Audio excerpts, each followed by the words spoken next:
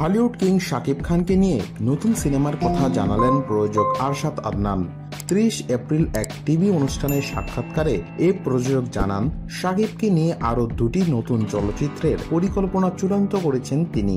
একটি সিনেমা 2025 সালের রোজার ঈদে মুক্তির জন্য এবং অন্যটি পয়লা বৈশাখ উপলক্ষে নির্মাণ করতে চলেছেন তিনি। জানা গেছে, সিনেমা দুটির নাম সাহেব ও প্রিয়তমা 2।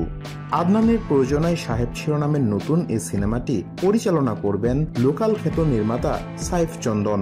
তবে অপর সিনেমাটির নির্মাতা কে তা এখনই জানাতে চাননি এই প্রযোজক। এমনকি আদনান নিজেও সিনেমাটি পরিচালনা করতে পারেন বলে ইঙ্গিত দিয়েছেন। নির্মাতা সাইফ চন্দনের পরিচালনায় সাহেব সিনেমায় শাকিবের বিপরীতে কোনো বিদেশি নায়িকা নয়, বরং এতে কিং খানের সাথে জুটি বাঁধতে দেখা যাবে কোনো দেশি অভিনেত্রীকে, যিনি এর আগে কখনোই শাকিব খানের সাথে কাজ করেননি। তবে কোন নায়িকা থাকছেন শাকিব খানের বিপরীতে তা এখনই প্রকাশ করতে চাননি আরশাদ আদনান।